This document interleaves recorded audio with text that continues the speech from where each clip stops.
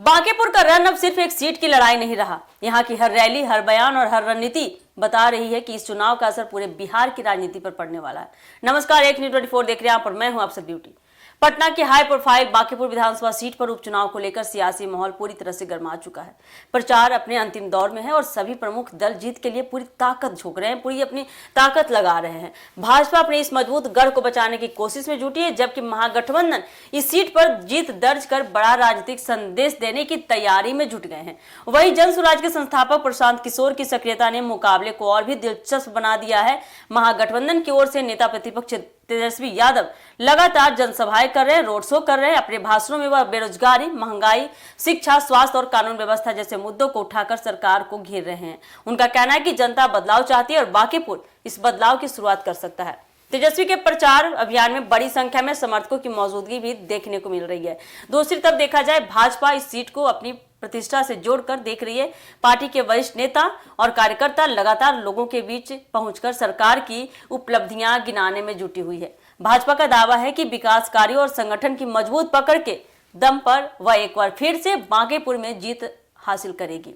चुनाव प्रचार के अंतिम दिनों में पार्टी ने अपने कई बड़े नेताओं को भी मैदान में उतार दिया। इस चुनाव की सबसे ज्यादा चर्चा जनसुराज के संस्थापक प्रशांत किशोर को लेकर हो रही है। उन्होंने लगातार पदयात्राएं, नुक्कड़ सभाएं और जनसंपर्क अभियान चलाकर चुनावी मुकाबले को त्रिकोणीय बना दिया है। उनका दावा है कि बांकीपुर की जनता अब पारंपरिक राजनीति से आगे बढ़कर नया विकल्प तलाश रही है। उनकी सक्रियता ने भाजपा और महागठबंधन दोनों की रणनीति को प्रभावित किया है। प्रचार के आखिरी चरण में नेताओं के बीच आरोप प्रत्यारोप भी तेज हो गए हैं। हर दल खुद को जनता का सच्चा हितैषी बता रहा है और विरोधियों पर वादे पूरे नहीं करने का आरोप भी लगा रहा है।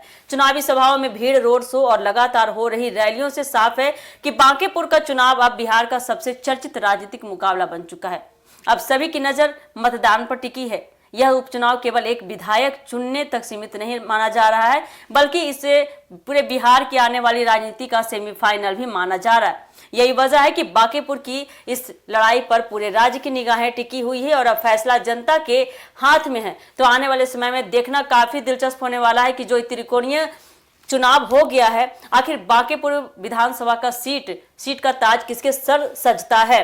क्या जनसुराज के संस्थापक प्रशांत किशोर के ताज सजती है या आरजेडी के हाथ लगती है, महागठबंधन के हाथ लगती है। देखना काफी दिलचस्प होने वाला है।